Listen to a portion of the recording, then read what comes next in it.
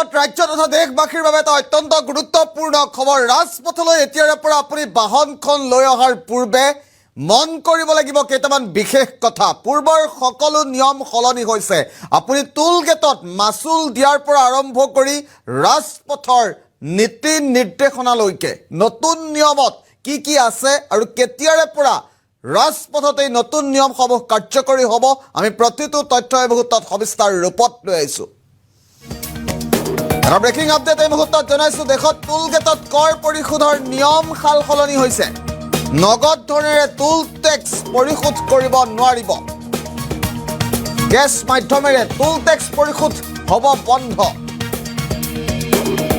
UPI আৰু ফাষ্টেগৰ জৰিয়তেহে পৰিশোধ কৰিব পাৰিব টুল টেক্স। এটা ডাঙৰ খবৰ জনাইছোঁ। যদিহে আপোনাৰ ফাষ্টেগ নাই, ভৰিব লাগিব অতিৰিক্ত ধন। UPIৰ জৰিয়তে পেমেণ্ট কৰিলে ভৰিব লাগিব অতিৰিক্ত ধন। শেহতীয়া খবৰে মুহূৰ্তত আমি জনাইছোঁ 1.25 গুণ অধিক মাচুল ভৰিব লাগিব। অৰ্থাৎ টুল কৰ 100 টকা হ'লে আপুনি 125 টকা ভৰিব লাগিব। 10 এপ্ৰিলৰ পৰা প্ৰতিখন টুল গেটত প্ৰযোজ্য হ'ব এই নতুন নিয়ম। 10 এপ্ৰিলৰ পৰা নতুন নিয়ম প্ৰযোজ্য হ'ব টুল গেটত। এটা অতিকৈ গুৰুত্বপূৰ্ণ খবৰ এই মুহূৰ্তত আমি জনাইছোঁ। 10 এপ্ৰিলৰ পৰা মাজত মাত্ৰ এটা দিন, 10 এপ্ৰিলৰ পৰা নতুন নিয়ম প্ৰযোজ্য হ'ব টুল গেটত।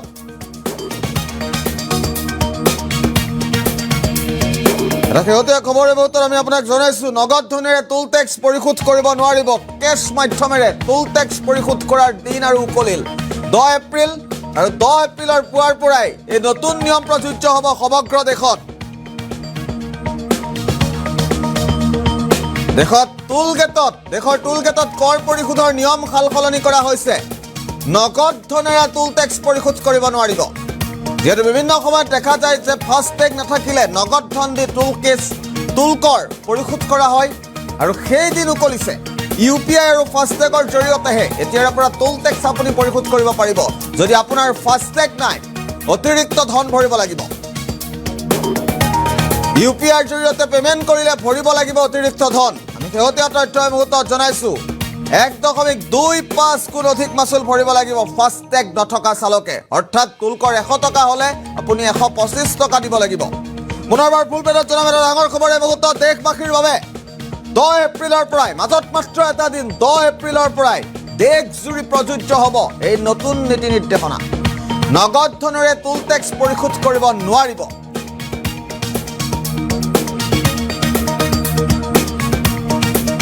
কেছ মাধ্যমেৰেহে টুল টেক্স পৰিশোধ কৰিব পাৰিব। UPI আৰু ফাষ্টেগৰ জৰিয়তেহে পৰিশোধ কৰিব পাৰিব টুল টেক্স। যদি আপোনাৰ ফাষ্টেগ নাই, আপুনি অতিৰিক্ত ধন ভৰিব লাগিব টুল গেটত। UPIৰ জৰিয়তে পেমেণ্ট কৰিলে অতিৰিক্ত ধন আপুনি দিব লাগিব।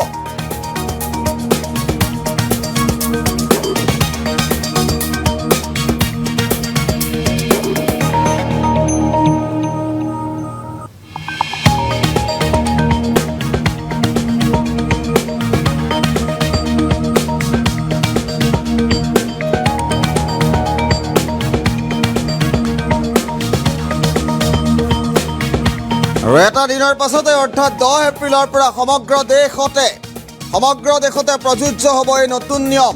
দেশৰ টোল গেটত কৰ পৰিশোধৰ নিয়ম সলনি হৈছে।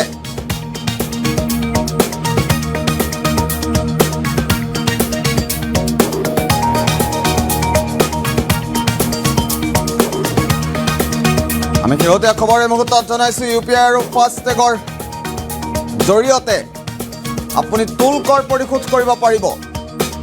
অন্যথা মাচুল ভৰিব লাগিব, অতিৰিক্ত মাচুল ভৰিব লাগিব।